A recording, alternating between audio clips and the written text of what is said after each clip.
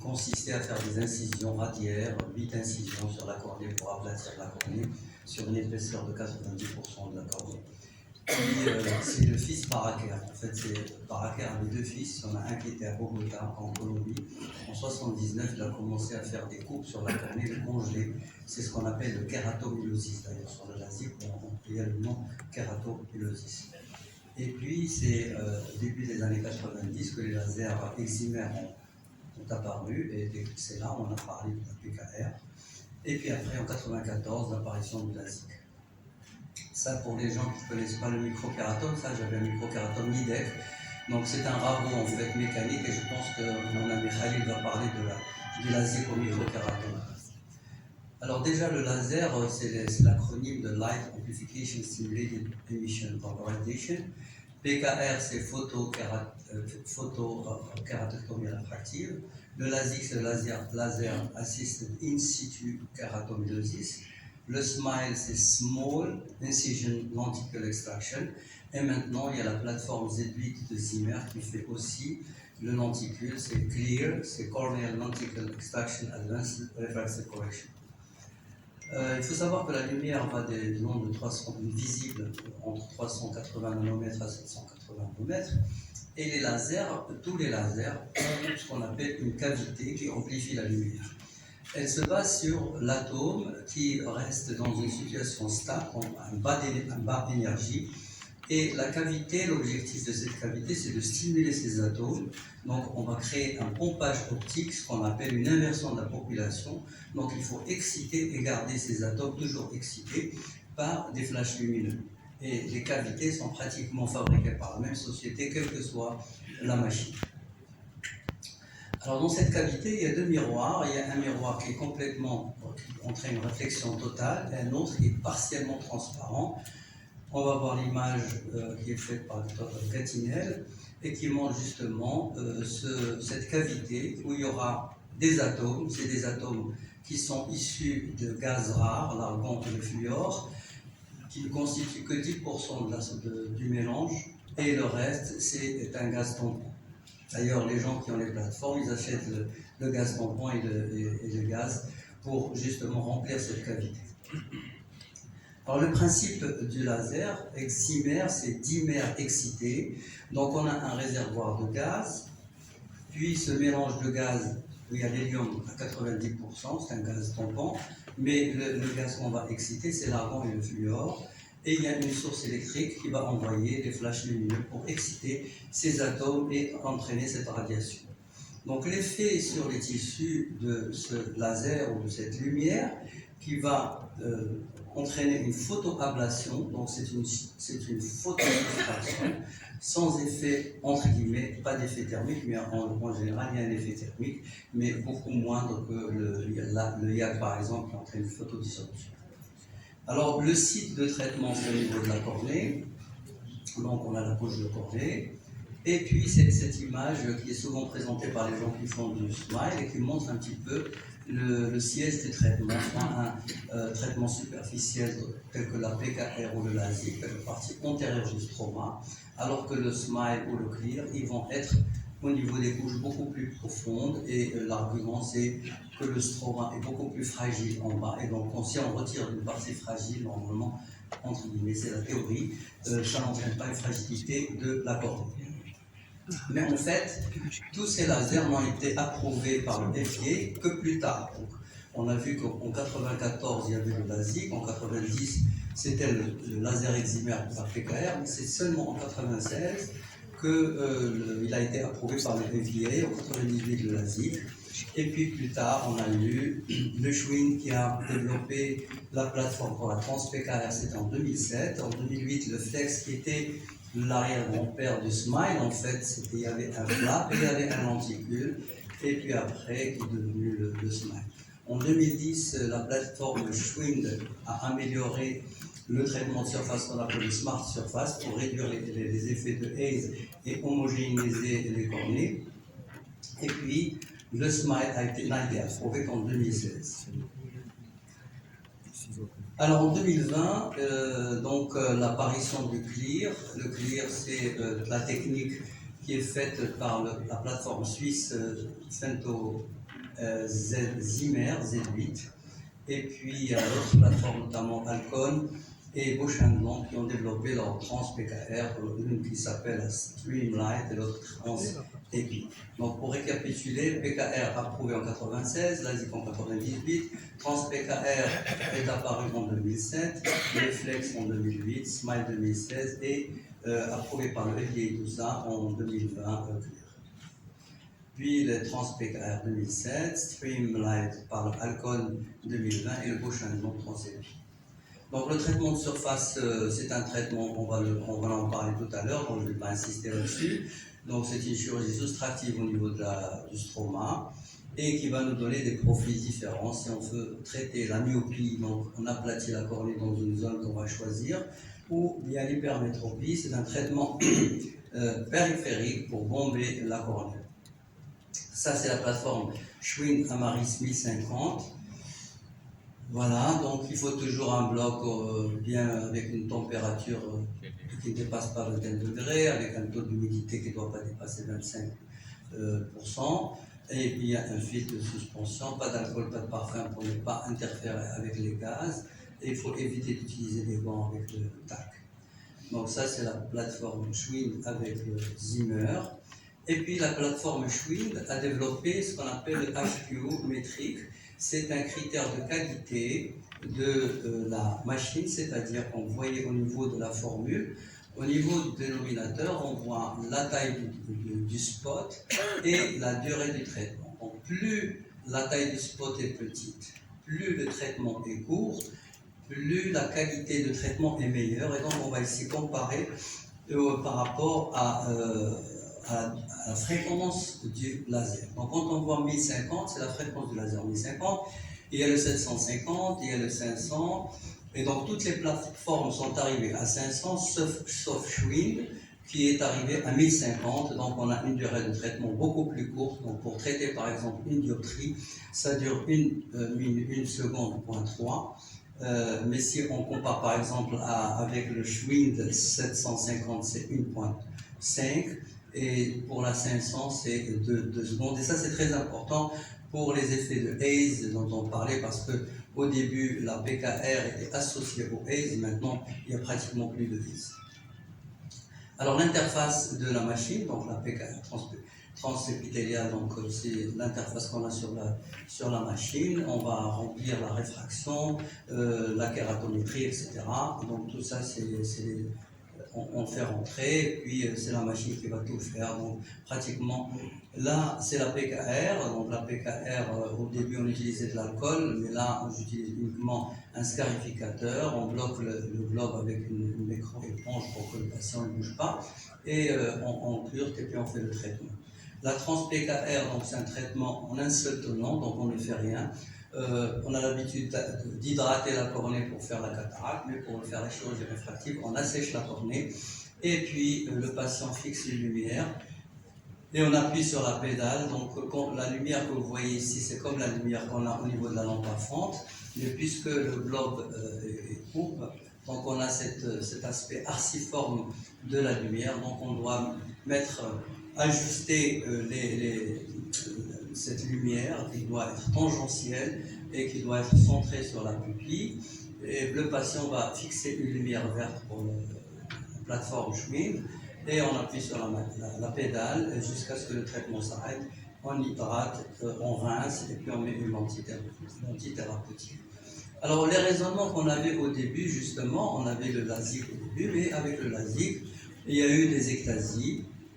J'en ai fait beaucoup de LASIK depuis 1999 jusqu'à pratiquement 2013, où j'ai arrêté de couper les cornées. Donc au début, on avait des coupes, alors il y avait le microkératome que vous avez tout à l'heure, il y avait d'autres avant. Donc ce microkératome, il coupait la cornée, donc on avait le capot, le flap. Au début, c'était une épaisseur de 180, puis après on a baissé à 160, puis après on a baissé à 130, à 110, à 90 avec Montréal. Tout ceci pour dire que à chaque fois qu'on avait des ectasies, on se disait tiens, c'est parce qu'on coupait un capot beaucoup plus épais, donc on ne laissait pas assez de matière.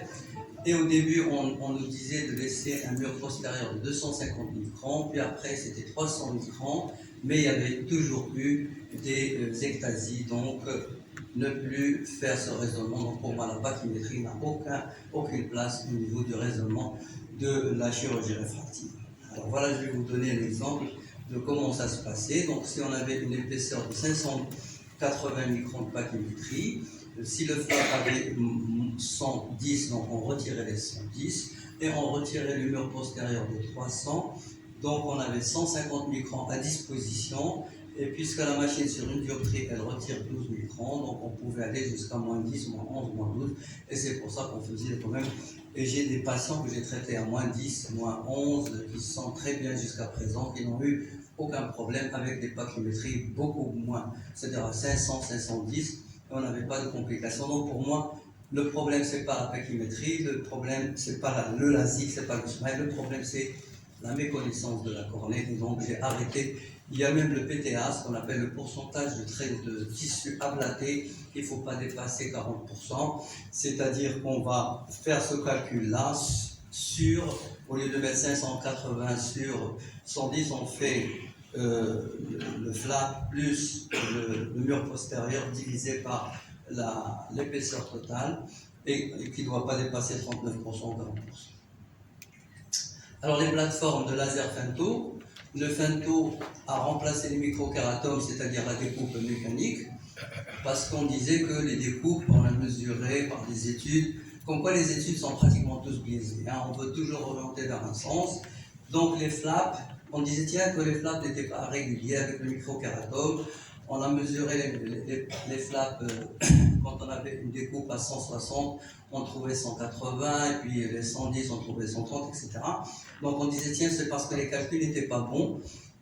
Donc il y avait des plateformes de laser, ils se sont dit, tiens, avec le laser, on va couper de façon exacte, et donc le flap va être tout à fait impeccable. Donc il y avait l'intralase, c'était le premier, il y avait le Fentech qui a été retiré du commerce, le Visimax de ces Zeiss, le Femto Z8, et maintenant Schwind aussi a développé sa plateforme de Femto.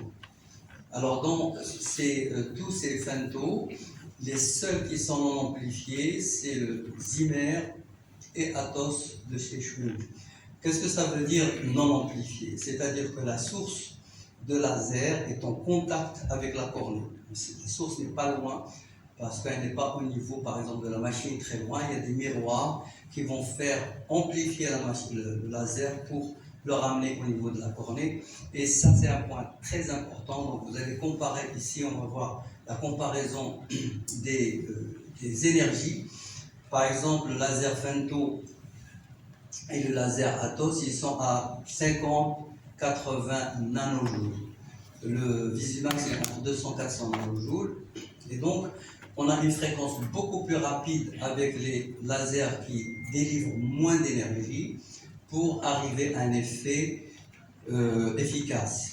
Et ceci aura des conséquences sur la découpe de la cornée. Donc on va voir ici, quand le laser n'est pas amplifié, on a des spots qui sont petits, et ces spots vont en créer des petites bulles qui ont pratiquement la même taille du spot. Et donc on aura une coupe qui est continue, il n'y aura pas de pompe tissulaire. Et c'est pour ça que les découpes, les gens qui utilisent le Zimmer, tu as commencé avec le Zimmer, c'est des coupes qui sont très très faciles, donc on soulève le flap de façon beaucoup plus facile, il n'y a pas de pompe intertissulaire. Alors que pour les lasers amplifiés, on a des bulles, des spots, parce que plus on s'éloigne, plus le spot s'élargit, mais l'efficacité sur les périphéries entraîne des bulles beaucoup plus grosses, et on a des tissus qui restent, qui ne sont pas décollés. Et sur le plan, vous voyez là, pour les spots quand ils sont petits, non amplifiés, c'est vers votre droite.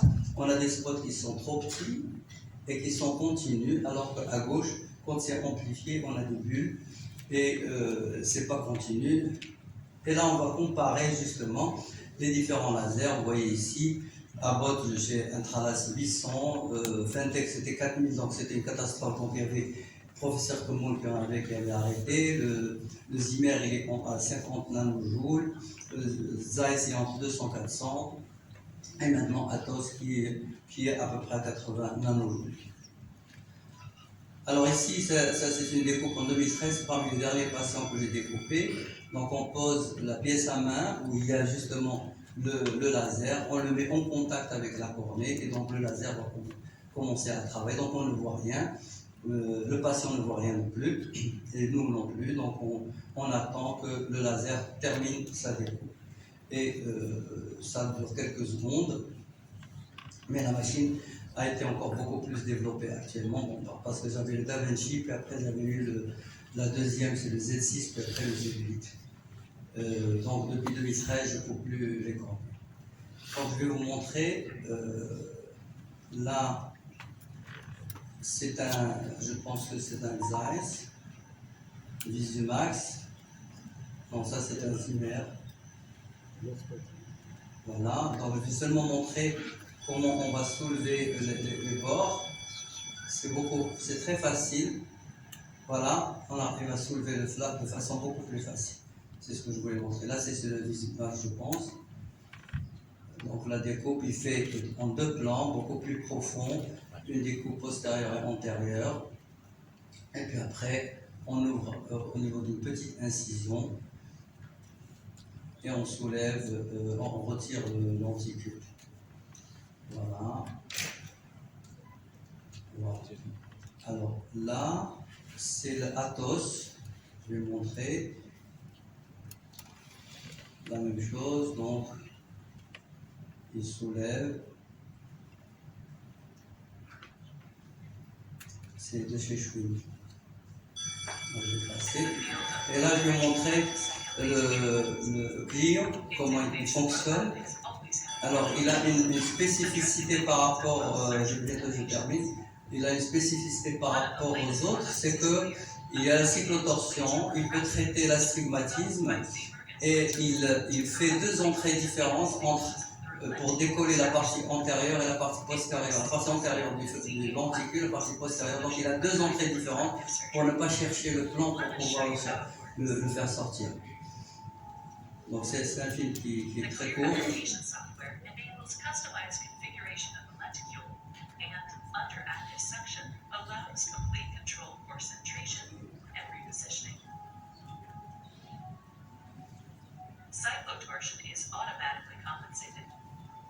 Donc il traite la cyclotorsion.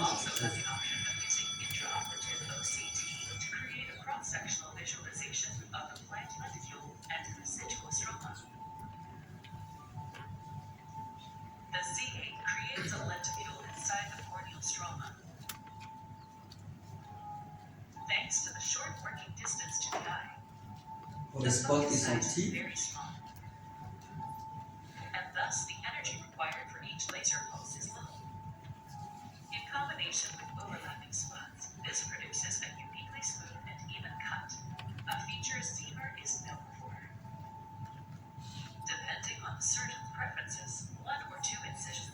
Vous voyez que les incisions sont différentes sur le plan postérieur et antérieur du lenticule. Comme ça, on décolle de façon différente. Voilà, il décolle la partie antérieure. Et là, il décolle la partie postérieure pour ne pas se planter de plan dans le lenticule. Et là, je vais vous montrer la vidéo qui retire le lenticule. Je ne vais pas faire passer le décollage de la partie antérieure et postérieure. Je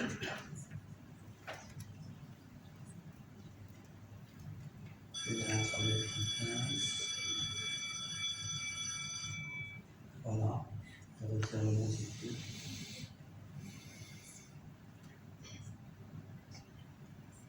Voilà, c'est à vous de décider la technique qu'il faut choisir. Merci.